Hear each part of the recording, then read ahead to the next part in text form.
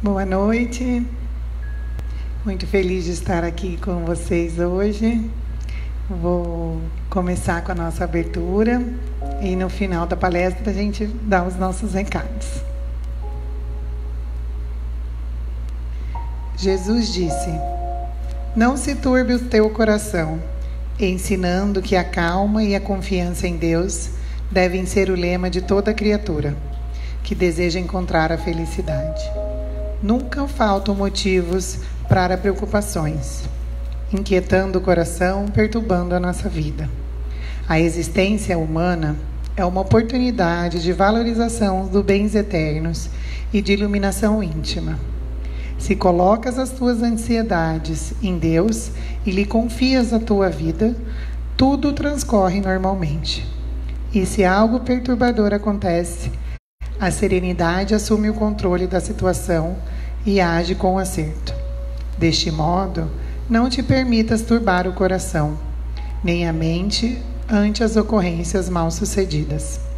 Do livro Vida Feliz, ditado por Joana de Ângeles, psicografado por Divaldo Franco. Vamos orar? Mestre Jesus,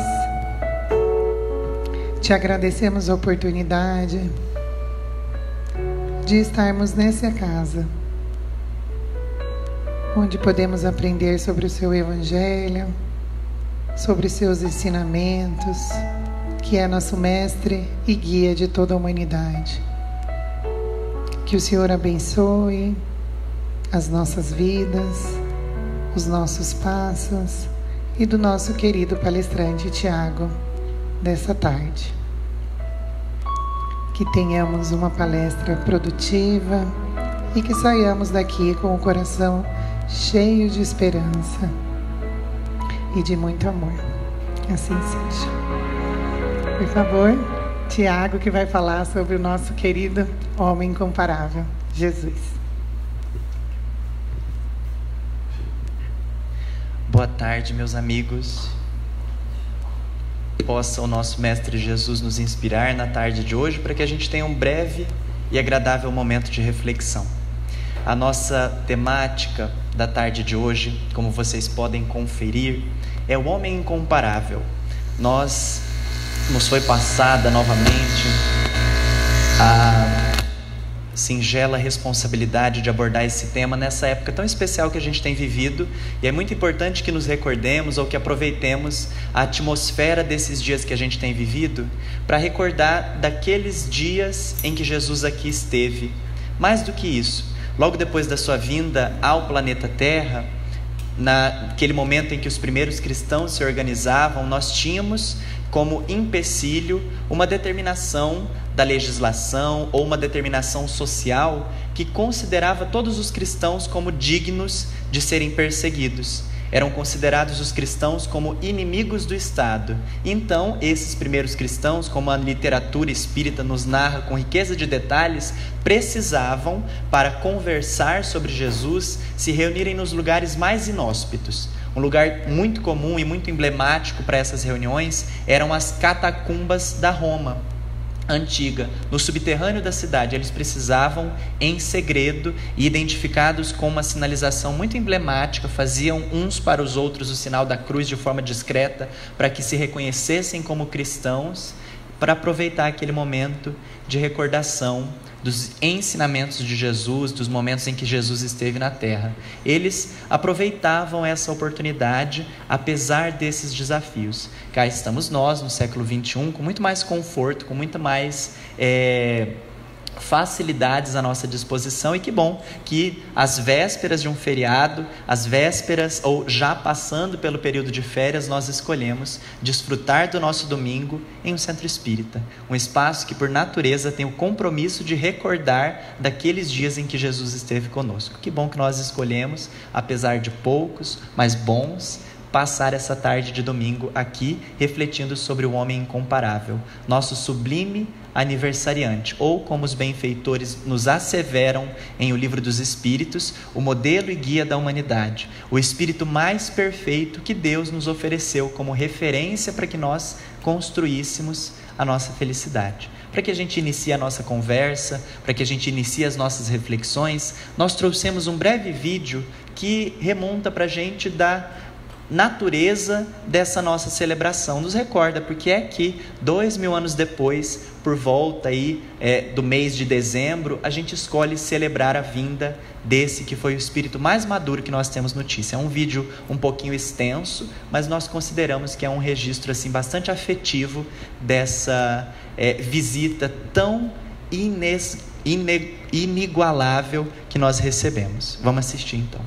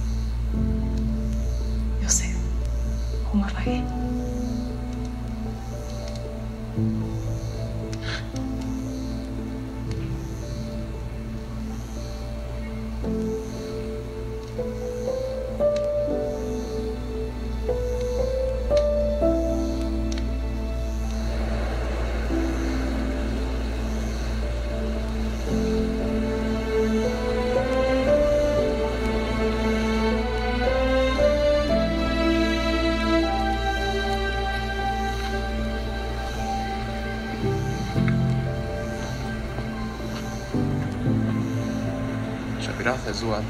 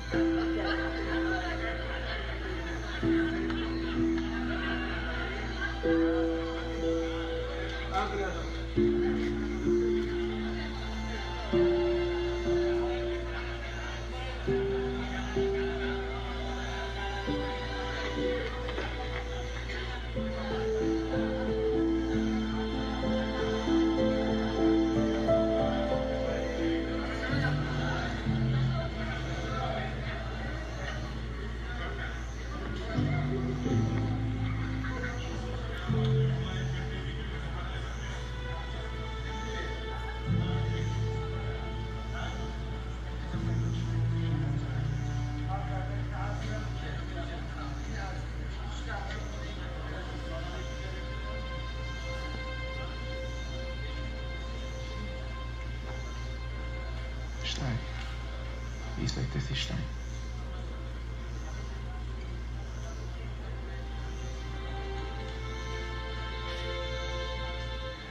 Malek.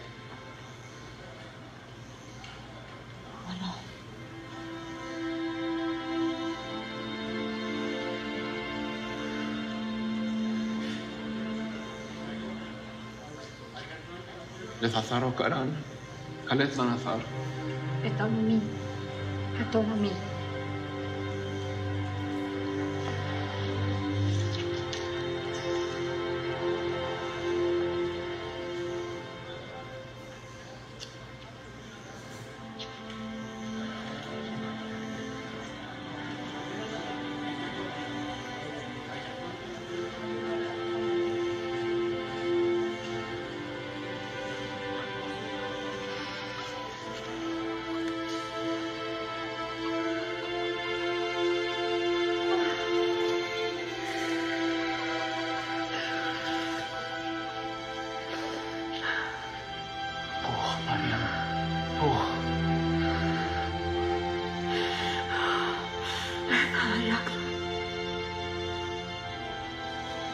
Ja, klar.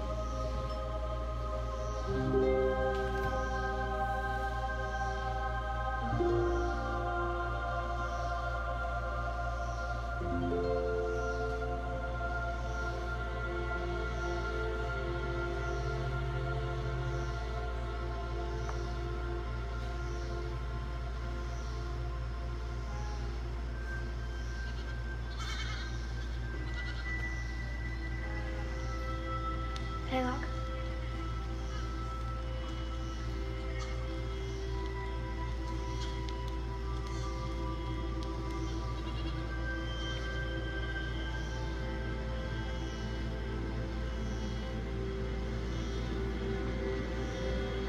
Shabbat Shalom.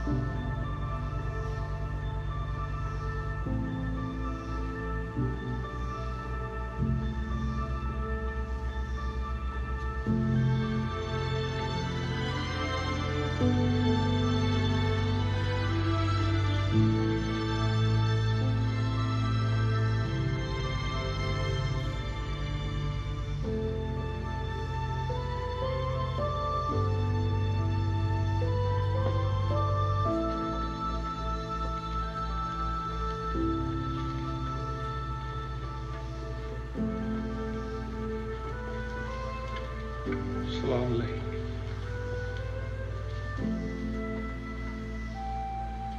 Bend the heart. Face. Knees.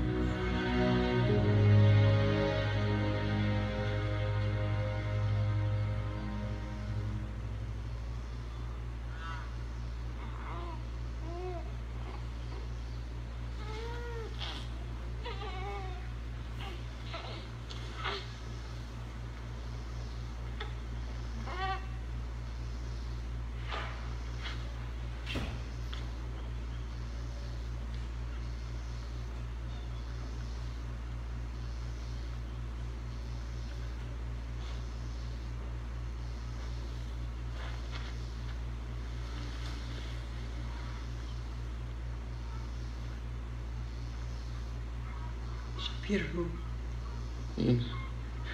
Min kusta.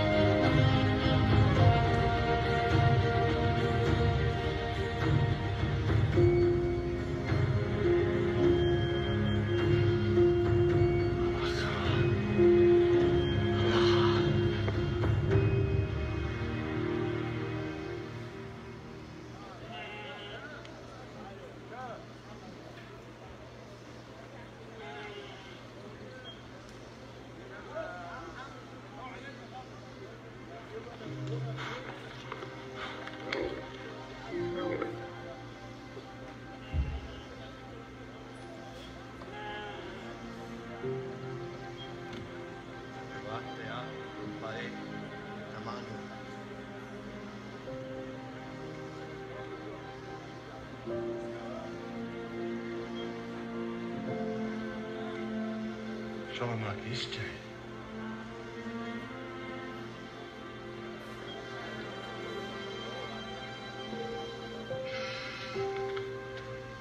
مريم مريم اثاي مريم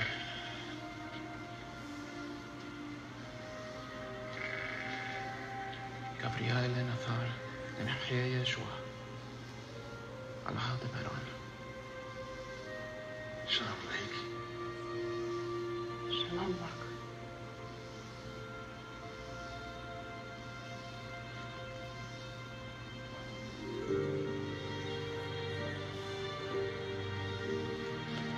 دينو.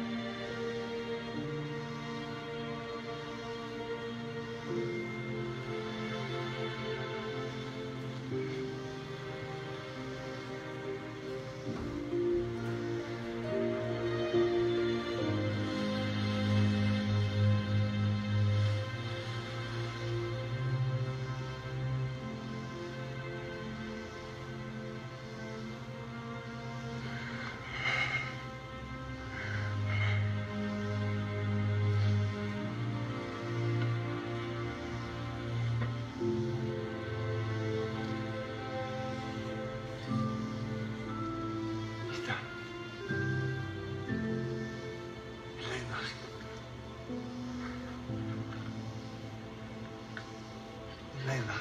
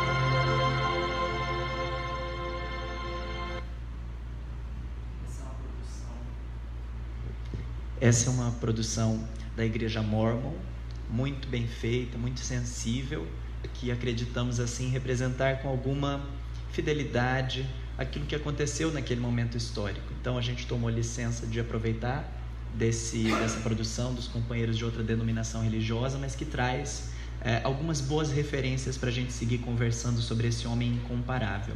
A primeira delas, é importante contextualizar alguns símbolos que esse vídeo traz, esses símbolos que permeiam a nossa concepção sobre o Natal. A figura, por exemplo, dos chamados 3 reis magos, há uma reflexão a ser desenvolvida sobre isso. O único evangelista a anotar esse momento é Mateus, e ele se refere apenas aos magos. A construção de 3 e de reis possivelmente aconteceu posteriormente por aqueles que passaram a gerir o evangelho. Mas ele diz de reis magos que vieram visitar Jesus. Há algumas interpretações que dizem que essa divisão ou essa especificidade em 3 se referia às etnias estabelecidas ali naquele momento. Um representante da etnia asiática, um representante dos negros e um representante dos brancos europeus. Uma construção social que não empobrece de forma alguma aquilo que está anotado pelo evangelista. Jesus foi visitado por magos que trouxeram seus presentes e que historicamente também ganharam algumas interpretações bastante simbólicas. O que é importante para nós nesse momento é saber que aquele momento aconteceu e que Kardec também estuda esse outro fenômeno que nós temos notícia a partir desse vídeo. O evangelista anota que eles foram guiados por uma estrela, que uma estrela indicou o caminho de Jesus para esses magos e o fez algumas outras vezes também. Kardec, quando vai estudar isso em A Gênese, se refere a uma coisa muito lógica. Não é possível que uma estrela indique o caminho de alguma coisa para a gente, porque uma estrela, nós sabemos hoje, não é algo que está fixado no céu como era a crença daquela época. Porém, diz ele que é perfeitamente possível, a partir do estudo dos fluidos, que uma luz tenha sido materializada a partir da vontade de um espírito para indicar o caminho de Jesus. A mediunidade já existia àquela época. Então é possível que esses magos tenham sido médiuns e tenham captado a indicação segura desse caminho até o mestre, porque a narrativa estabelecida diz que não foi fácil o caminho. Eles perambularam muito tempo, de modo que chegaram lá, Jesus já estava até por volta dos seus 2 anos de idade, alguma coisa assim. Então, eles foram guiados a os relatos de inúmeros sonhos que tiveram esses magos, que tiveram outros familiares de Jesus, enfim, na Bíblia.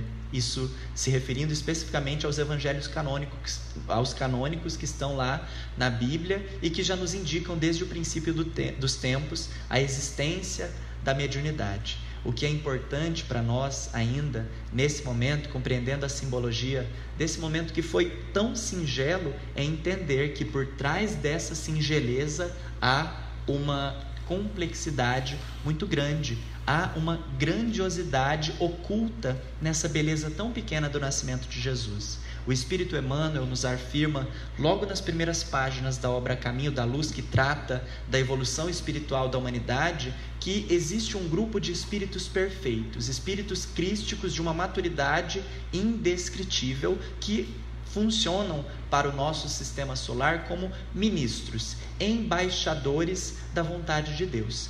Diz ele que esses espíritos, esse grupo de espíritos, só se reuniu nas proximidades da Terra em 2 oportunidades. A primeira delas, quando a nossa atmosfera ou o nosso planeta, propriamente dito, estava se formando, quando ele estava se deslocando do Sol, e eles se organizaram então para lançar no tempo e no espaço as balizas do nosso funcionamento físico mesmo. Diz ele ainda que desse grupo de espíritos, Jesus é um dos membros mais mais adiantados, diz ele, mais maduro. E a segunda vez teria sido quando Jesus se preparava para encarnar na Terra, o que denota para a gente um planejamento sublime. Jesus, esse espírito profundamente maduro, se organizou para estar conosco, e isso foi sendo captado pela humanidade, pelo senso comum, das mais variadas formas. Um exemplo que nós temos dessa captação do planejamento de Jesus é, por exemplo, o registro ou os vários registros que existem no Antigo Testamento. Todo ele está repleto da advertência dos mais variados profetas de que dia chegaria que nós estaríamos na presença do nosso governador espiritual. Jesus veio, teve um messianato muito curto, apenas 3 anos de palavras diretas. Os outros anos foram de convivência, foram de assimilação. Há alguns registros históricos sobre isso, mas a sua fala propriamente dita foi de apenas 3 anos. De modo que ele se organizou para oferecer a essência do seu ensinamento e para garantir que aquelas palavras passassem para a posteridade. Em uma das suas conversas com um de seus discípulos, ele diz, inclusive, que dia chegaria que nós receberíamos um consolador, que teria um papel muito específico de recordar tudo aquilo que Jesus havia dito e dizer coisas novas, que a maturidade da época não permitia que fossem compreendidas. Jesus, conforme está anotado em a Bíblia, disse que nós receberíamos esse Consolador, que vem para o plano físico depois de muito planejamento também, em abril de 1857. Em 18 de abril, com a publicação de O Livro dos Espíritos, nós temos o marco inicial do retorno de Jesus à Terra. Obviamente que ele programou todo esse projeto, que ele programou toda essa atividade, mas nunca se afastando de nós. Há, no entanto, esse símbolo, com a publicação de O Livro dos Espíritos, do retorno do Espírito mais perfeito que nós temos notícia. Isso configurando para nós um messianato profundamente programado que estava para oferecer à humanidade uma sinalização de que a partir daquele momento nós estávamos em uma nova etapa da nossa jornada evolutiva.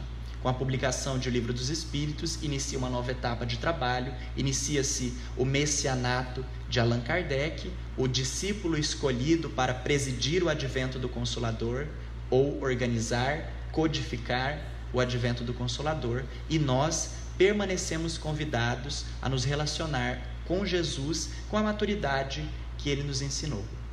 Há um convite para nós percebermos esse artista ou esse escultor anônimo pela profundidade das suas obras. E aqui nós recorreremos a uma publicação da Federação Espírita Brasileira, que está entre as revistas mais antigas ainda em circulação no nosso país. O Reformador, a edição dessa revista, mantida pela Federação Espírita Brasileira, na sua edição de dezembro de 2019, traz um artigo muito interessante, onde o autor Mário Frigeri organiza, assim, algumas passagens da literatura universal que nos remontam a essa presença oculta de Jesus. Porém, ele inicia essa publicação com uma história muito interessante. Ele se reporta a um outro autor, que é de fato responsável por essa história, que diz que em determinada cidade haviam esculturas muito belas. Essa cidade era povoada por essas produções de muita sensibilidade. Eram obras de arte que inspiravam o melhor da humanidade, que inspiravam, que enchiam os olhos, enfim. E, chegando a essa cidade, um forasteiro, ele, muito impressionado com aquelas obras, quis saber quem era o artista responsável por elas, quem era o artista tão sensível que havia produzido todas aquelas esculturas. E ele vai perguntando então para um e para outro morador dessa cidade, que vão se dando conta de que eles não sabiam quem era aquele artista, de que eles não conheciam. Eles simplesmente se deram conta de que essas esculturas apareciam, elas surgiam, ninguém sabia quem era o artista responsável. Esse forasteiro vai perguntando para um, vai perguntando para outro, e descobre então, entre um dos anciões dessa comunidade, um daqueles mais antigos dessa comunidade, uma pessoa que diz: eu conheço quem é esse artista. E esse forasteiro então pergunta ao ancião: mas como você conhece esse artista? Todas as pessoas queriam conhecê-lo e só você tem essa oportunidade? Como foi que você conseguiu conhecer esse artista tão sensível e tão inusitado? E esse ancião então conta: foi assim que aconteceu. Eu estava observando uma dessas produções, eu estava profundamente encantado com a complexidade dessa escultura, que apesar de muito singela, trazia uma grandiosidade nas suas curvas, na sua composição, enfim, que eu senti que surgiu ao meu lado esse escultor, a partir dessa minha admiração, a partir desse meu cuidado, e ele surgiu e eu fiquei muito surpreso. Eu disse para ele: poxa vida, todos querem te conhecer, por que é que você está aparecendo apenas para mim? E esse escultor então olha para ele e diz: não é possível a nenhum escultor, a nenhum artista permanecer oculto diante de uma observação tão cuidadosa, indicando para nós que foi essa observação sensível que desvelou o artista oculto responsável por aquela produção. Jesus funciona para nós, a partir da metáfora estabelecida por esse autor lá em O Reformador, como esse artista oculto, que para nós percebermos é necessário observar na intimidade das suas produções, observar com o cuidado, com o carinho necessário para que ele se desvele diante dos nossos olhos. Então esse autor, nessa publicação, reúne algum desses registros que denotam para a gente dessa grandiosidade, dessa dualidade, na verdade, uma grandiosidade e uma singeleza, uma pequenez da produção artística de Jesus. Nós reunimos alguns desses textos, alguns desses trechos, e gostaríamos de compartilhar então nesse momento. O primeiro deles diz o seguinte: naquela noite divina, todas as potências angélicas do paraíso se inclinaram para a terra amargurada, a fim de exaltar a mansidão e a piedade do Cordeiro. Uma promessa de paz desabrochava para todas as coisas, com o vosso aparecimento no mundo. Estabelecera-se um noivado meigo entre a terra e o céu, e recordo-me do júbilo com que vossa mãe vos recebeu nos seus braços, feitos de amor e de misericórdia. Dir-se-ia, mestre, que naquela noite de aromas e de radiosidades indefiníveis, as abelhas de ouro do paraíso fabricaram um mel divino no coração piedoso de Maria. É uma anotação de João Evangelista que está na obra Crônicas de Além Túmulo, pelo Espírito Humberto de Campos, nos dizendo da grandiosidade daquele momento que a gente assistiu no vídeo. Era tudo muito simples, tudo muito singelo, mas a simbologia que envolvia aquele momento indicava para a humanidade uma nova era de trabalho. Não estava reencarnando qualquer espírito, muito menos estava reencarnando um espírito. A existência de Jesus na Terra foi apenas uma. Ele não reencarnou em nosso planeta. Ele encarnou uma única vez para nos oferecer a sua referência de trabalho, o seu evangelho, para nos oferecer o seu referencial de amor. Uma outra anotação separada por esse autor em O Reformador, de dezembro de 2019, diz o seguinte: nascido e criado na encruzilhada do mundo que liga África, Ásia e Europa, ele pertenceu ao mundo inteiro. De tudo quanto se tem escrito sobre sua obra, não conhecemos nada melhor que as linhas seguintes, de autor desconhecido. Nasceu numa aldeia obscura, filho de uma camponesa. Trabalhou numa oficina de carpinteiro até os 30 anos. Depois, foi pregador itinerante durante 3 anos. Nunca escreveu um livro, nunca teve um cargo público, nunca teve família, nem possuía uma casa, nunca frequentou universidade, nunca se afastou mais de 300 quilômetros do lugar onde nasceu, nunca fez qualquer das coisas que geralmente acompanham a grandeza, não tinha outras credenciais além de si próprio. Contava apenas 33 anos quando a maré da opinião pública se voltou contra ele.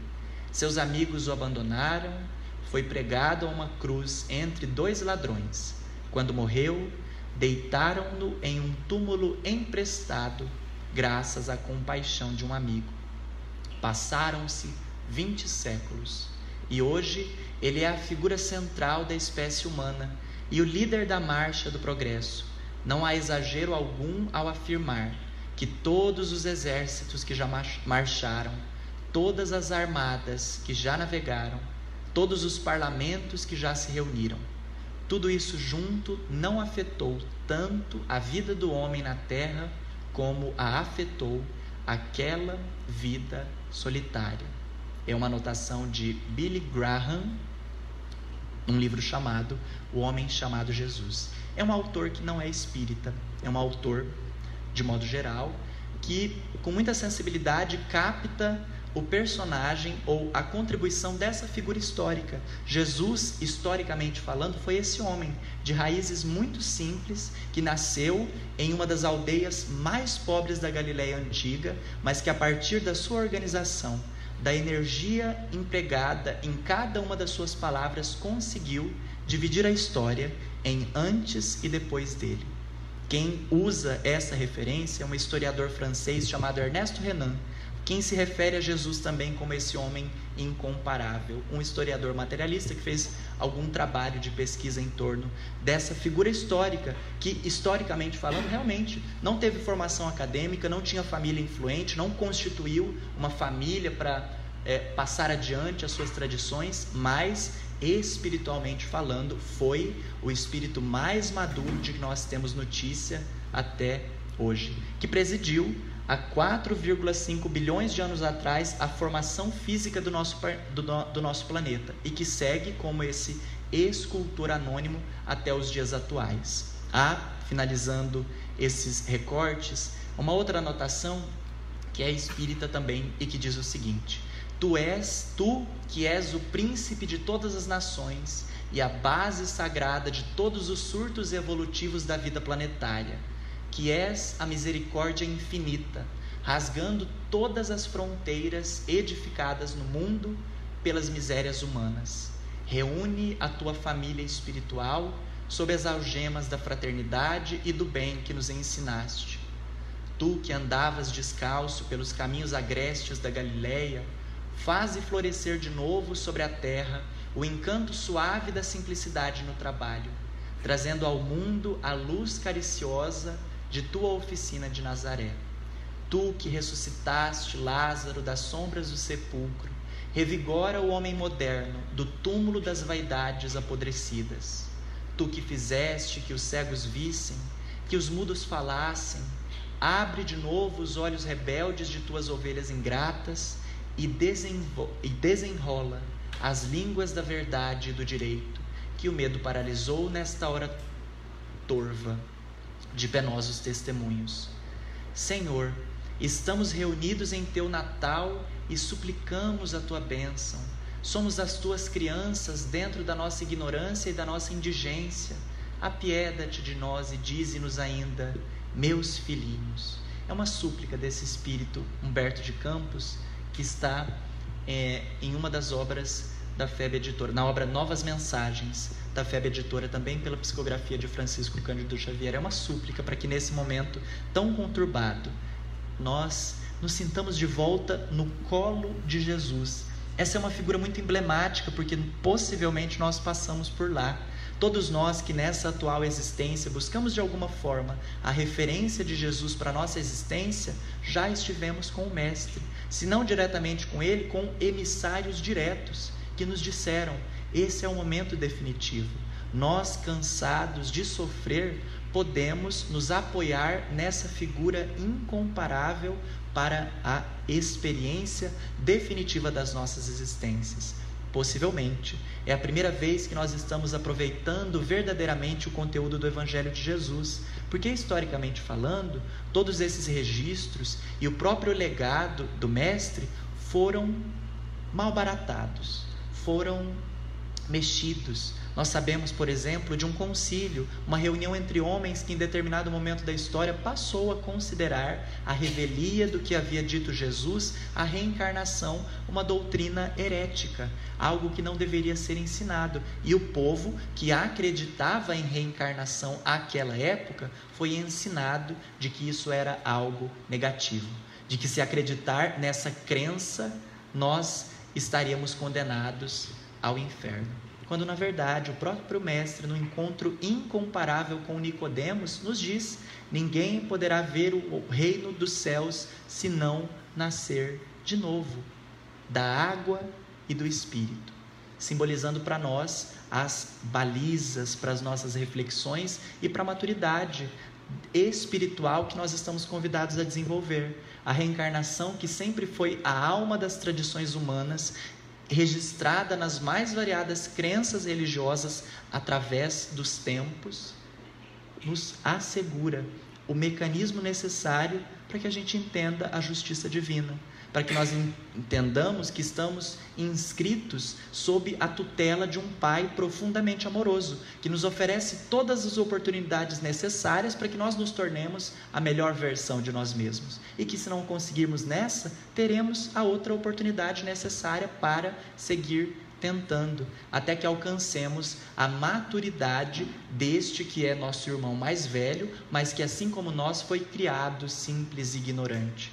Se nas crenças tradicionais Jesus é um filho eleito, o predileto, aquele que foi criado perfeito, com a lógica do Espiritismo nós podemos compreendê-lo como um espírito mais experiente, como uma referência, porque todos invariavelmente chegaremos ao mesmo ponto de evolução. Todos nós estaremos convidados futuramente a governar uma galáxia e teremos a habilidade emocional para isso. Não vai ser como nós somos hoje, porque hoje se alguém entrega uma galáxia na nossa mão, a gente pira. Não vai ser desse jeito. A gente vai ter a inteligência necessária para chegar nesse momento. É através desses registros tão singelos dos mais variados autores, que a gente encontra nas mais variadas crenças, que a gente consegue ter um pouquinho mais de noção do que Jesus representa na nossa vida. Mas existem ainda algumas outras obras pelas quais nós podemos ver as mãos desse escultor anônimo agindo. Nós trouxemos para complementar essa reflexão 2 registros nesse sentido. A primeira delas é a de Paulo de Tarso, para quem Jesus nasceu lá no ano 36 na estrada de Damasco. Paulo, até então conhecido como Saulo, era um doutor da lei. Era uma pessoa profundamente conhecida das verdades postas à época, das crenças da tradição antiga, da tradição judaica. Ele era um defensor daquela palavra, de modo que quando ele tem contato com os cristãos da primeira instituição religiosa ou da primeira instituição cristã que nós temos notícia, a Casa do Caminho, ele entra em choque. Ele manda apedrejar Estevão, um fiel discípulo de Jesus que também, da mesma forma que Saulo, comungava da crença antiga, mas que conseguiu, pela análise das palavras de Jesus, reconhecer nele o Consolador, reconhecer nele o príncipe prometido. Então ele se converteu ao cristianismo e passou a ser uma das pedras fundamentais da Casa do Caminho, ao lado de Simão Pedro e de alguns outros discípulos do mestre. Em reconhecendo aquela figura, Saulo, insatisfeito, inflexível, ordena o seu apedrejamento, sem saber que estava apedrejando o irmão da sua noiva, conforme está narrado com riqueza de detalhes na obra Paulo e Estevão, de Emmanuel, por Chico Xavier. O fato é que, por mais inflexível fosse Saulo, por mais tivesse ele planejado inúmeras coisas para sua existência, ele não sabia que os planos de Jesus para a vida dele eram outros. E assim, depois de iniciar o movimento de perseguição aos cristãos, que ficou historicamente conhecido, na estrada de Damasco, Jesus surge diante dos olhos dele e pergunta: Paulo, por que me persegues? Saulo, ainda, por que me persegues?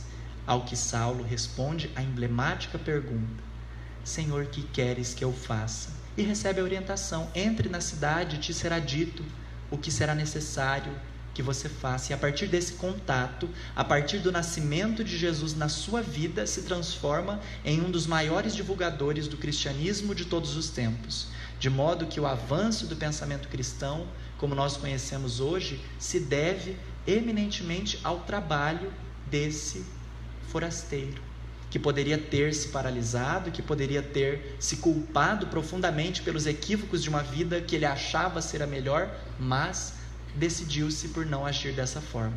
Decidiu-se por entregar-se ao Cristo, se transformando nesse símbolo, pelo qual nós podemos enxergar as mãos ocultas de Jesus também funcionando.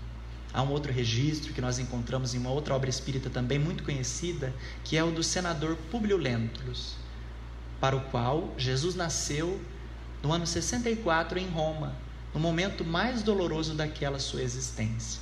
Públio Lentulus foi uma das vidas de Emmanuel, o benfeitor espiritual de Francisco Cândido Xavier, que nos legou das obras mais completas que se tem notícia em um movimento espírita. Públio era uma pessoa de bem, porém profundamente orgulhoso, profundamente protetor das tradições romanas. Ele se acreditava ser uma pessoa de melhor categoria por conta da sua ascendência tão tradicional. Ele viaja até aquela região onde Jesus estava atuando e, em sabendo da notícia desse Messias, resolve procurá-lo, mas por insistência da sua esposa, porque eles estavam passando por um momento muito desafiador na convivência familiar. A filhinha do casal, muito amada, estava padecendo diante da lepra, a hanseníase, como era conhecida à época. E ele, sem saber o que fazer, tendo orado ou tendo pedido ajuda a todos os deuses existentes, resolve suceder ou sucumbir à insistência da sua esposa e busca Jesus, todo ressabiado, mas resolvendo cumprir a ordem que ele havia recebido. Ele está pessoalmente com o Mestre. Ele tem um encontro direto com Jesus, que o orienta, que diz: a sua filha está curada nesse exato momento, mas pela fé da sua esposa.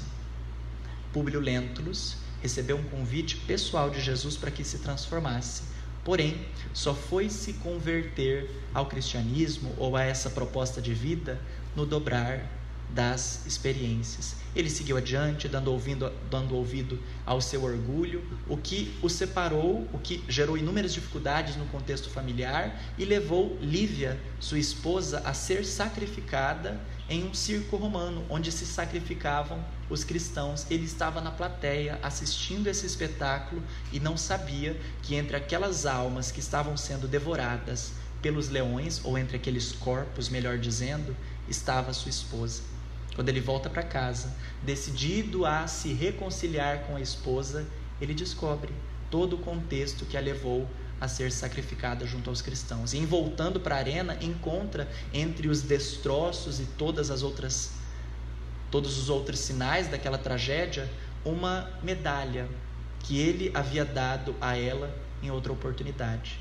Naquele momento de dor indescritível é que ele resolve seguir a Jesus e disse: Jesus de Nazaré disse com voz súplice e dolorosa: foi preciso perdesse eu o melhor e mais querido de todos os meus tesouros, para recordar a concisão e a doçura de tuas palavras. Não sei compreender a tua cruz e ainda não sei aceitar a tua humildade dentro da minha sinceridade de homem. Mas se podes ver a enormidade de minhas chagas, vem socorrer ainda uma vez meu coração miserável e infeliz. E Jesus vem. Apesar de ter estado com ele pessoalmente, apesar de ter utilizado inúmeros emissários para alertá-lo, Jesus vem mais uma vez. E o registro histórico nos diz que essa alma tão empedernida, que essa alma tão rebelde, se tornou uma das maiores referências que nós temos hoje no nosso movimento espírita, que é o Espírito Emmanuel. São recortes históricos, meus amigos, recortes históricos que nos remontam a essa presença de um escultor sublime, de um artista oculto organizando a vida humana para que nós chegássemos de uma vez por todas no mundo de regeneração. Mas esses exemplos, eles não se circunscrevem ou não se limitam apenas ao passado. Contemporaneamente, nós seguimos tendo obras de arte inúmeras nos recordando da presença de Jesus conosco. Jesus hoje, por meio de nós, é o convite ao qual nós estamos vinculados e ao qual nós gostaríamos que saíssemos pensando da exposição de hoje. Mais contemporaneamente falando, nós temos um caso que nos parece assim muito emblemático, de uma pessoa que provavelmente não era cristã, mas seguiu como ninguém os exemplos de Jesus. Nós poderíamos citar aqui o exemplo de Chico Xavier, de Divaldo Franco, de Malala, de tantas outras pessoas que da sua forma escolhem colaborar com o ensino de Jesus nos dias atuais, mas escolhemos esse que é de alguns anos atrás, mas ainda contemporâneo, de um senhor chamado Nicholas Winton. Ele foi passar umas férias, como a gente vai ver no vídeo da sequência, e diante de uma situação desafiadora que ele constatou, ele que poderia ter ficado parado, escolheu agir. E, mais uma vez, não sabemos se ele era cristão ou não, mas o que vincula uma pessoa ao programa de trabalho de Jesus não é a sua denominação religiosa, não é a fé que ele diz professar, mas o ato interior, o ato transformador que essa pessoa escolhe para a sua existência. Então, em sendo cristão ou não, é um exemplo de Cristo para os dias atuais. A gente vai ver então a história do Sir Nicholas Winton. A história de Nicholas Winton é feita de lances incríveis. Discreto, ele jamais quis ser visto como herói. Preferiu guardar em segredo o bem que fez. Não disse nem à mulher que tinha salvado a vida de tantas crianças.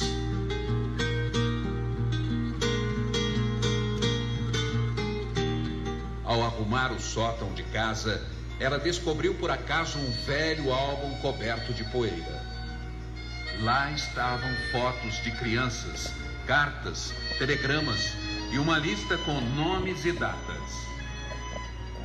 Quando procurou saber, a mulher de Winton descobriu que aquelas eram crianças que tinham sido salvas por ele. O que teria acontecido com elas? O que este herói silencioso terá feito? Quando tinha apenas 29 anos, Winton viajou para a Tchecoslováquia em companhia de um amigo nas férias de fim de ano. Lá ficou impressionado com o clima de medo. A Tchecoslováquia já estava sob domínio da Alemanha nazista. Winton teve uma ideia: tentar mandar para fora da Tchecoslováquia crianças de famílias perseguidas. Começou a escrever por conta própria para vários países pedindo ajuda. Organizou uma primeira lista de nomes. Somente a Inglaterra e a Suécia aceitaram receber aquelas crianças. Winton organizou a viagem. Era uma decisão difícil. Para escapar do horror nazista, as crianças teriam de ser mandadas para longe dos pais. I'll never forget. Nunca me esqueci da angústia que pude ver no rosto dos meus pais, diz esta mulher. As crianças que partiram para um lugar seguro, a Inglaterra, não sabiam, mas jamais veriam os pais de novo. Os pais, a maioria judeus, morreriam nos campos de concentração nazistas. Eu entendi que não veria os meus pais de novo. It's very difficult for me. É difícil falar. Desculpe. I've always believed that the family is the most important thing. Sempre acreditei que a família é o que existe de mais importante. Confessa este homem, que um dia foi uma das crianças salvas por Winton. I'm sorry.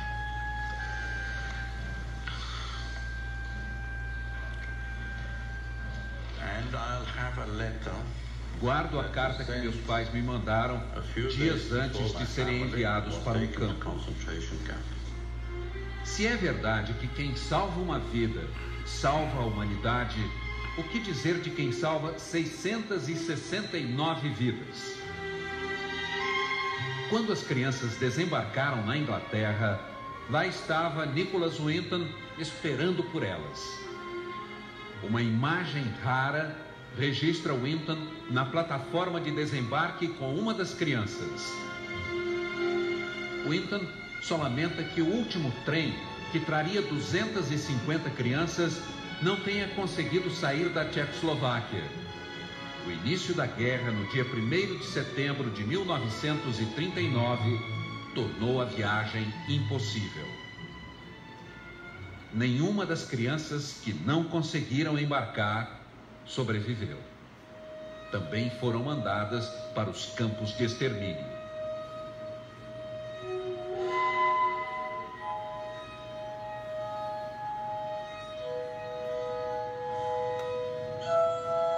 Winton se alistou na Força Aérea. As crianças que tiveram tempo de embarcar para a Inglaterra na caravana organizada por Winton foram encaminhadas para casas de família e abrigos. Winton nunca falou sobre o que tinha feito.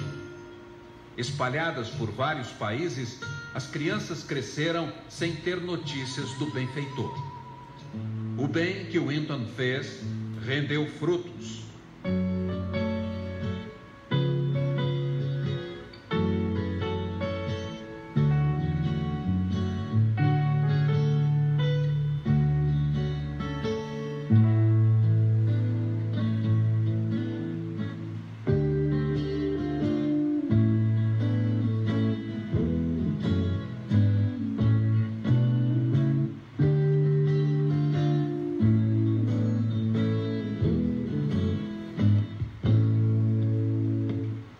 Crianças salvas por Winton se tornaram adultos generosos.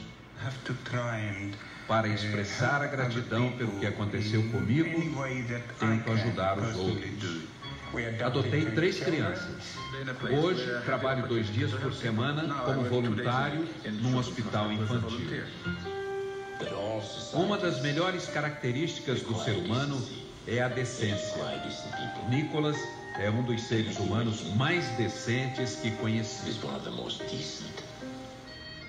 Desde que a história de Winton se tornou pública, ele começou a receber todo tipo de homenagens. A rainha da Inglaterra chamou-o ao palácio para entregar uma condecoração.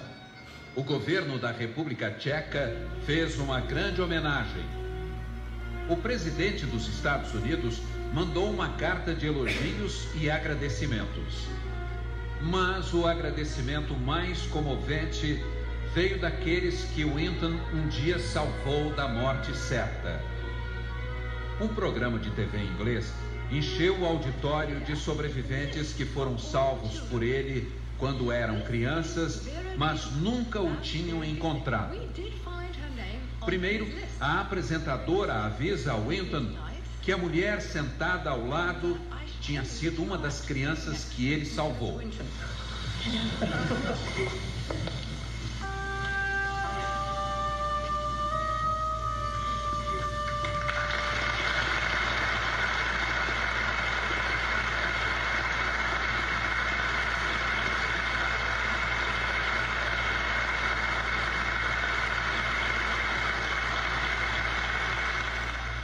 A apresentadora pede: quem na plateia teve a vida salva por Nicholas Winton, fique de pé, por favor.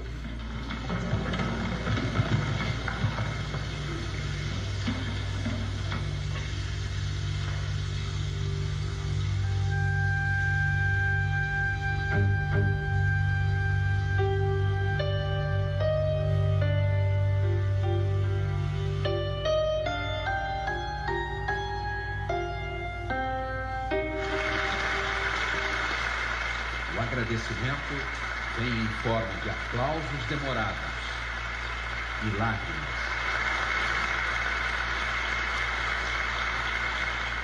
Tanto tempo depois, só havia uma palavra a dizer a ele: obrigado.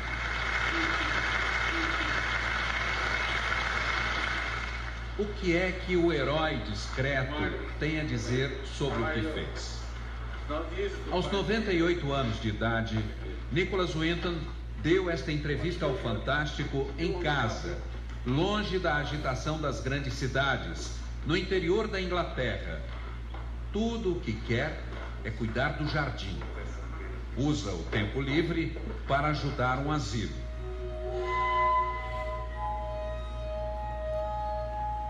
Por que o senhor guardou segredo por tanto tempo? I didn't keep silent, I just didn't talk about it. Não é que eu tenha ficado em silêncio. O que aconteceu é que eu não tinha o que dizer sobre o que fiz. O senhor se considera um herói? I don't think myself as a hero. Não me vejo como um herói.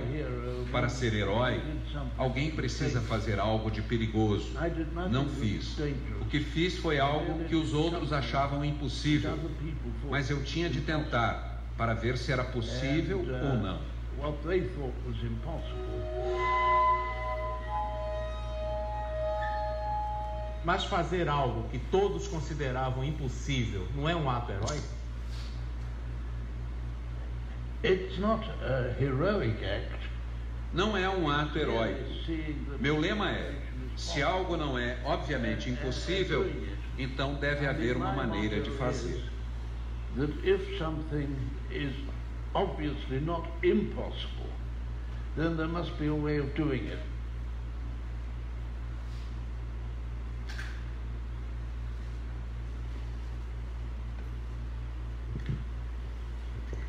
É muito interessante a história do seu Nicholas Winton, emocionante, e nos remonta a um sentimento que eu me deparei ao longo da preparação para essa exposição. É uma dualidade constante essa da gente perceber a grandiosidade das coisas, mas a singeleza delas, enquanto elas são pequenas também. A grandiosidade do planejamento cósmico que envolvia a vinda de Jesus à Terra, mas a singeleza de um nascimento na manjedoura. Ninguém dizia que aquele poeta cantor das bem-aventuranças dos céus mudaria para sempre a história da humanidade. É da grandiosidade de salvar 600 crianças do Holocausto, mas da singeleza de permanecer em silêncio por tantos anos. E eu fiquei imaginando qual sentimento permanece depois desse nosso contato com Jesus. E me recordei de uma historinha que eu ouvia bastante quando eu era pequeno lá no Centro Espírita Cuiabá, e que ainda no mês passado eu ouvi numa exposição da nossa amiga Marina, que conta de um senhor de muita idade que sempre passava por uma igreja na hora do almoço. Ele entrava, ficava um pouquinho e seguia o seu caminho. Todo dia ele fazia isso, entrava, ficava um pouquinho e seguia o seu caminho. Dali a pouco o padre começou a ficar instigado, chamou ele para conversar, falou: o que o senhor faz aqui todo dia? Ele fala: bom, eu entro, faço a minha prece e sigo o meu caminho, sigo o meu dia de trabalho. O padre falou: mas nossa, você fica tão pouco tempo, que oração é essa que você faz? E ele falou: bem, eu não consigo fazer essas orações eloquentes, grandiosas que eu ouço, tão bonitas, mas eu não consigo. Então eu entro e falo: oi Jesus, eu sou José e vim te visitar, e sigo o meu caminho. É a oração que eu faço todo dia. Eu entro e falo: oi Jesus, eu sou José e vim te visitar, e sigo o meu caminho. Dali alguns dias esse senhor ficou doente, foi hospitalizado, e depois da estadia dele no hospital, as enfermeiras, os enfermeiros começaram a reparar que uma alegria começou a tomar conta daquele ambiente, que todas as pessoas que desfrutavam daquela enfermaria com ele ficavam tomadas de uma alegria muito peculiar, uma alegria indescritível. E a enfermeira então foi perguntar para ele, falou: seu José, o que o senhor faz, né, que todo mundo fica tão alegre ao redor do senhor, o que acontece? Aí ele falou: ah, minha amiga, é por causa da visita que eu recebo. Todos os dias ele entra, se senta ali naquela cadeira, e isso alegra as pessoas, me alegra as pessoas aqui ao nosso redor. Ela falou, ela sabia que ele não tinha ninguém, que ele não tinha família, os registros apontavam que ele nunca tinha recebido uma visita. Então ela perguntou: mas quem é essa visita? O que ele fala para você? Ele disse: uma visita sim, que me vem todo dia, no mesmo horário, ao meio-dia. Entra, senta ali naquela cadeira e fala: oi José, eu sou Jesus e vim te visitar. E isso nos inspira todo esse sentimento de alegria. É uma história muito singela, muito simples, mas que nos ilustra esse sentimento de proximidade que a gente deve ter com Cristo. O homem incomparável foi, antes de tudo, o homem que mais amou a humanidade desde o princípio dos tempos.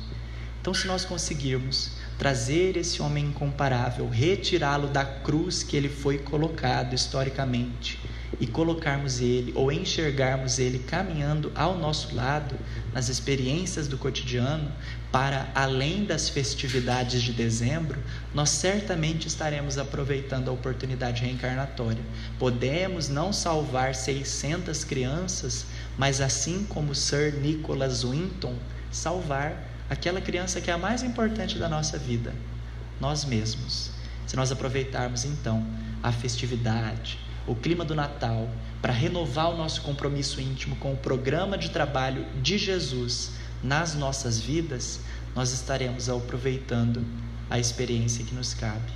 Que Ele nos acompanhe de retorno aos nossos lares e nos dê assim o ânimo necessário para que 2020, para que esses dias, para que os dias que virão em 2020 sejam os melhores da nossa existência. Vamos orar?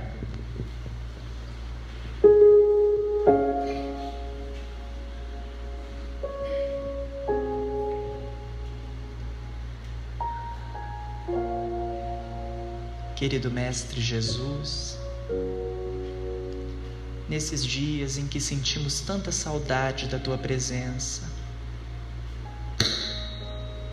nesses dias em que sentimos tanta falta do Teu amor, nós pedimos, Mestre, venha estar conosco, nos envolva em Teu abraço amoroso, para que sintamos a Tua presença a aquecer nossas almas, para que sejamos nós as cartas vivas do Teu Evangelho, e para que consigamos, Mestre Jesus, viver conforme os Teus exemplos, os Teus ensinamentos, aproveitando o patrimônio que é a vida, que nos foi oferecido com tanto cuidado, com tanto carinho, para louvarmos a Tua presença conosco a todos os instantes. Segue conosco de retorno aos nossos lares, envolvendo nossos familiares, nossos entes queridos, para que nós tenhamos em todos os ambientes onde passarmos a recordação do Teu convite de amor. Envolve, Mestre, a humanidade sofredora. Envolve os filhos que não têm mãe, as mães que não têm filho, todos aqueles que de alguma forma sentem as forças faltando, para que tenhamos a certeza de que Tu estás conosco e está a guiar o barco da terra. Inspire, Mestre, os homens públicos, os políticos, os professores, todos aqueles que têm alguma responsabilidade para com a transformação da sociedade.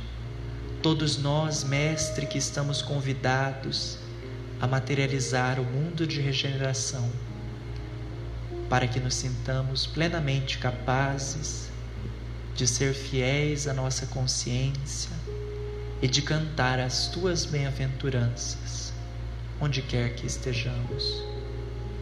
Fazei-nos, Senhor, instrumentos da Tua paz, hoje e sempre. Que assim seja.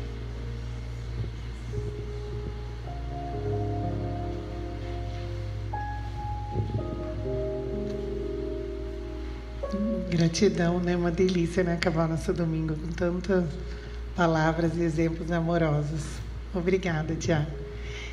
Agora nós vamos para a atividade do passe e queremos dizer que o nosso Centro Espírita Joana d'Arc não vai fechar nessas férias das crianças, né? Porque os adultos continuam sem férias, né?